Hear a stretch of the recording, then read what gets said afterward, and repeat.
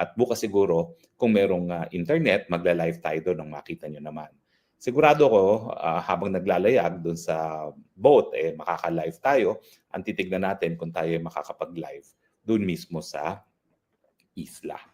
Well, ang pag-usapan natin ngayon, no? Kahapon pinag-usapan natin na number 1 pa rin ang Inday Sara kung magkakaroon ng eleksyon para presidente itong ngayon, no? Itong taong ito. Pag-usapan naman natin sino ang napupusuan ng mga ating kababayan para sa vice-presidente. At syempre, alam na naman natin kung sino ang napupusuan ng ating mga kababayan bilang vice-presidente. Nangunguna, walang iba kung hindi si Senator Bongo na meron siyang 16.2%. Pagkatapos si Raffy Tulfo na merong 14.9%. Si Bam Aquino, 8.4%. Si Robin Padilla, 7.5%. At si Grace po at 6.8%. Cheese Escudero, 5.9%. Amy Marcos, 4.5%. Ontiveros, 4.3%. Now, una-una, ano obserbasyon natin? Ang obserbasyon natin, dito sa top 3, 16.2%, at least in top 2 at 14.9%, yan po yung tinatawag na statistical tie. Dahil meron pong plus or minus 3% ang mga surveys. So, ibig sabihin, ang mangunguna kung magkakaroon ng eleksyon ngayon for Vice President, tie pa rin yan for Bongo and Raffy Tulfo. Tapos, kung titignan niyo yung mga susunod, si Bam Aquino, Robert Padilla, Grace Poe, Cheese Escudero, Amy Marcos at Riz Ontiveros, halos lahat sila statistical tie. Ibig sabihin, halos lahat sila may pag-asa na maging vice-presidente kasi plus or minus 3%. Pagamat ang nangunguna talaga ay si Bongo at si Raffy Tulfo.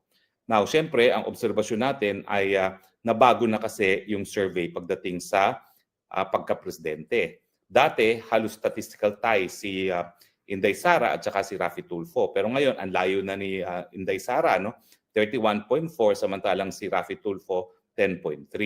So needless to say, bagamat malayo pang eleksyon, ang trend ay parang lumamig na ang popularidad nitong si Raffy Tulfo para paging presidente. Pero ngayon, nandyan pa rin siya, contender pa rin siya para maging vice-presidente. So ang pag-usapan natin, sino ba talaga ang tingin nyo na mapupusuan ng taong bayan sa 2028 para vice-presidente?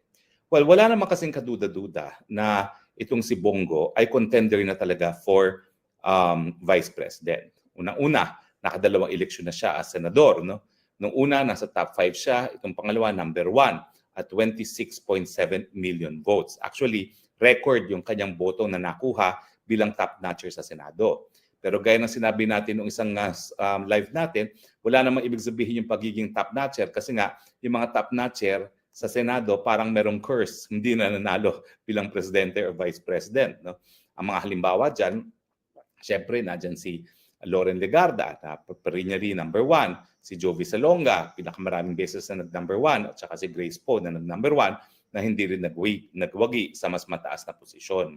So, bagamat wala namang ibig sabihin yung pagiging number 1 sa pagiging vice president, hindi natin mabubura na dahil nag-number 1 na nga siya itong eleksyon nito, talagang in the running na for vice president itong si Senator Bongo. At dahil bumaba nga itong Raffy Tulfo sa pagiging presidente at ngayon ay naka-statistical tie na kay Bongo, siguro pwede na rin natin sabihin na talagang in the running na rin talaga itong si Raffy Tulfo sa para vice-presidente. Pero at the same time, kung titignan mo nga yung mga ibang nasa survey, lahat sila pare-pareho lang ang boto. Lahat sila statistical tie. Itong Bam Aquino, Robin Padilla, Grace Poe, Cheese Escudero, Amy Marcos, and Riza Ontiveros, lahat sila statistical tie. So lahat sila merong more or less even chance na magwagi bilang vice president. So sino ang tingin natin na magwawagi for vice president? Well, syempre, isang napakalaking konsiderasyon, sinong kantabalan nilang presidente? Syempre, kung pag-uusapan mo mga Duterte, wala namang ibang kandidato ng Duterte kundi si Inday Sara Duterte para presidente. May mga bulong-bulong ako na naririnig na baka daw tumakbo si Bongo bilang presidente. Pero kung susundin niyo yung survey, at tingin ko naman, nagbabasa ng survey si Senator Bongo, alam niya na malayo. siguro kung hindi tatakbo si Inday Sara, yun lang ang pagkakataon ni Bongo tumakbo bilang presidente. Pero kung tatakbo talaga si VP Sara as president, hindi po pwedeng talunin yan ni Senator Bongo dahil unang-una siya talaga ay loyal na loyal sa ama ni VP Sara at hindi naman para taluhin pa niya yung anak ng kanyang amo. No? Now, hindi natin makakaila rin na yung lakas ngayon ni Inday Sara tutuwan sa pinakamalapit niyang katunggali na si Leni Robredo ay makaka-impluwensya nga sa pagiging vice president. At kung titignan natin, since number 1 na si Bongo, ang logical choice para maging vice president ni Inday Sara Duterte ay si Bongo. Unang-una, may sapat na boto si Bongo para dalhin ang kanyang sarili. Hindi siya pabigat kay Inday Sara Duterte. At pangalawa, dahil si Bongo ay meron ding roots sa Batangas, no, sa Luzon, nakakakuha siya ng malaking boto at least sa Southern Tagalog dahil ang kanyang nanay, Tesoro, ay taga Batangas. No? At kinikilala naman siya ng mga Batanggenyo na tunay din na Batanggenyo. So parang malakas na malakas ang Duterte-Go tandem sa 2028. Unang-una, malinaw ang kanilang suporta kay Tatay Digong. No? Pangalawa, matagal na sila magkakilala. Pangatlo, pareho nilang itataguyod pa rin ang legacy ni Tatay Digong, yung kanyang administrasyon, yung kanyang giyera laban sa pinagbabawal na droga, yung kanyang plataforma na ibalik ang katahimikan sa ating mga komunidad. Now, ano naman ang mga hamon sa Duterte-Go tandem? Unang-una, pareho silang taga Davao. Hindi pa kasi nangyari sa atin na yung presidente at vice president ay nanggaling sa kaparehong syudad. Bakit? Kasi siyempre, kinakailangan ka humatak ng boto. At kapag ang boto mo ay nanggagaling lamang sa isang syudad, meron kang balwarte, ang buong Visayas, ang buong Central Visayas, siguro Eastern Visayas, pero paano ka sa Luzon? Now, siyempre, gaya ng aking sinabi, itong si Senator Bongo naman, pwede niyang makuha rin ang boto ng Southern Luzon at nakuha naman niya ang boto ng Southern Luzon, no? Dahil nga siya ay isang Tesoro, isang taga Batangas. Pero kinikilala pa rin siya talaga na siya ay taga Davao at taga Mindanao. So yan ang pinakamalaking, kumbaga, balakid dun sa isang Duterte-Go tandem sa 2028 kasi nga ang palaging iniisip ng mga tao, kinakailangan naman merong geographic representation ang presidente at ang vice president. Hindi lang yan geographic representation para yung mga constituents ay makinabang sa posisyon ng presidente at vice president, pero siyempre yung pagkukunan mo ng boto. Kinakailangan hindi extra baggage ang either president at ang kanyang vice president sa isa't isa. Dapat nagtutulungan, kumukuha ng boto na parang nangyari nga nung tandem ni Inday Sara Duterte at ni Marcos Jr. na talagang dinala ni Inday Sara Duterte itong si Marcos Jr. Now, pero yan ba ay napakamalaking balakid? Sa tingin ko hindi. Kasi nakikita natin nga, unang-una nga, yung pagiging Batanggenyo ni Bongo. So dapat siguro talagang ipaalam niya sa lahat ng mga taga-Southern Tagalog na siya ay talagang taga-Batangas nang makuha niya at masolid niya yung napakadaming boto ng Southern Tagalog. At pag nakuha niya yan, makukuha rin niya kahit paano ang boto ng Metro Manila. No? At sa tingin ko naman, doon sa survey na, doon sa resulta ng eleksyon, ang lakas din ni Bongo ay hindi lang sa Mindanao, hindi lang sa Central Visayas, Eastern Visayas, at kasama na rin po dyan ang Metro Manila. No? So, posible na pwede pa rin na pareho silang taga Davao dahil nga yung Batanggen, yung kalahati naman ni Bongo. Now, ang isa pang balakid dyan is kung gugustuhin ba ni Inday Sara na maging running mate si Bongo. Kasi hindi naman natin maikakaila na nung huling eleksyon, ang gusto mangyari ni Tatay Digong ay tumakbo ng presidente si Inday Sara Duterte at ang tumakbong vice-presidente ay si Bongo. And up to the very last minute talaga, ninanaisa na ni Bongo na tumakbo rin para sa vice president. So hindi ko na pakikialaman yan. Kasi yung relasyon sa kandidato ng presidente at vice-presidente, sila nang dapat mag-usap tungkol dyan. At yan talaga ay personal na decision ng mga kumakandidato. Ang sinasabi ko lang, posible maging balakid yan. No?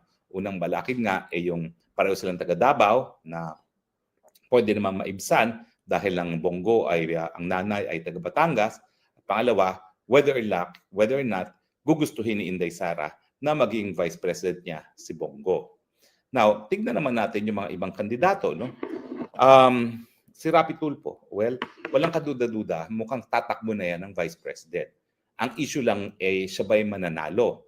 Sa ngayon, nasa statistical tie siya kay Bongo. At whether or not Bongo can overtake him, nakadepende yan doon sa magiging kampanya ni Bongo at ang kanyang katandem. No? Kung si Inday Sara yan, well, kahit papano, sigurado tayo dun sa mga diehard DDS supporters. No? Pero ang issue, makakakuha ka ba ng ibang boto galing sa Luzon na traditionally ay bumobotong Dilaw. Ang inaasahan nga natin ay yung background ni Bongo na ang nanay niya ay taga Batangas. No? Pero hindi tayo sigurado na makukuha niya ang boto ng mga Dilaw. O di naman kaya makukuha nila yung boto ng mga Marcos. Now, hindi ko dinidiscount na may makukuhang boto si Inday Sara sa Ilocos Norte. Bakit? Kasi mukhang napakatalik na kaibigan pa rin ni Inday Sara si Amy Marcos. Bagamat narinig ko na sa aking dalawang tenga minsan na sinabi niya na never again to the Marcoses. Ilang beses niya inulit yan. Pero anyway, mukha namang matalik sila magkakaibigan. So wala naman akong pagdududa na kung tatakbo si Inday Sara bilang presidente, makakabigay ng boto si Amy Marcos sa Region 1, lalong-lalo na sa Ilocos Norte at Ilocos Sur. Pero hindi sigurado ang boto ng Marcos galing Pangasinan. Kasi itong huling eleksyon ng number 1 sa Pangasinan ay, believe it or not, Dilaw, si Bam Aquino. Hindi ko alam kung bakit, pero Region 1 ng Pangasinan, number 1 ang Bam Aquino. No? Now, ang tanong, saan kukuha ng boto si Rafi Tulfo? Well, dito ngayon papasok kung sino rin ang magiging katambal ni Rafi Tulfo. Si Rafi Tulfo kasi, sinasabi nila na siya ay taga Mindanao, taga Davao. Hindi niyo buho alam yan na ang mga Tulfo ay nagsasabi na sila ay taga Davao. So kung siya ay taga Davao at siya ay may boto sa Mindanao, siyempre tatakbo siya kasama ang taga Luzon o di naman kaya taga Visayas. At least yan yung iniisip ng marami na kinakailangan magkahiwalay ang pinanggagalingan ng presidente at ng vice president para makakuha ng karagdagang boto. Kung titignan naman natin kung sino mga kandidato ng Dilawan at ang mga Marcoses, ang lumalabas lang is si Leni Robredo pa rin, number 1, at si Rafi Tulfo na ang susunod. No? Pero kung hindi naman siya tatakbo bilang presidente, kinakailangan, bukod pa kay Leni Robredo, meron pa ibang tatakbo. Ang sinasabi ko, bantayan natin si Cheese. Dahil si Cheese talaga ay may posibilidad na makuha ang boto ng Dilaw at saka ng Marcos. Dahil ang tatay niya ay Marcos at siya ay taga Bicol na kaprobinsya ni Leni Robredo na sa tingin ko ay kayang mag-deliver ng boto ng mga Dilaw. So lumalabas na kung talagang tatakbo ng presidente itong si Cheese, baka ang magiging running mate niya ay si Rafi Tulfo dahil si Rafi Tulfo may sariling boto sa Luzon pero at the same time baluarte rin niya ang Mindanao. So makakatulong din siya kay Cheese sa Mindanao. Si Cheese naman kasi, inaasahan niya ang boto talaga sa Luzon, courtesy of yung mga kababayan niya sa Bicol, at saka courtesy of yung magiging endorso ni Leni Robredo na makapagbibigay sa kanya ng boto sa Southern Tagalog at saka sa Pangasinan. And of course, kung ang Marcos Jr. ay susuporta kay Cheese, makukuha rin niya ang boto ng Ilocos Norte at ng Ilocos Sur. So mukhang likely na ang chance ni Rafi Tulfo para maging vice president kung tatakbo siya bilang running mate ni Cheese Escudero. Na po pwede bang maging running mate ni Rafi Tulfo si Leni Robredo? Sa tingin ko hindi kasi wala talaga silang kahit anong commonalities. Hindi sila magkakilala, hindi sila nagsama sa Kamara de Representante, hindi sila nagsama sa kahit anong larangan. They are complete strangers to each other. At sa tingin ko, malabo na pumayag din si Leni na makatambalan itong si Rafi Tulfo. Now, yung mga ibang vice presidential, kaya ng aking sinabi kanina, no? Lahat naman sila ay statistical tie. Kahit sino sa kanila ay pwede na manalo. No? Pero ang tanong, ano kaya ang chances nila? No? Well, gaya na aking sinabi kanina, no? Pare-pareho silang statistical tie. O, tignan natin isa-isa, ha? After si Raffy Tulfo at si ang mga statistical tie dyan,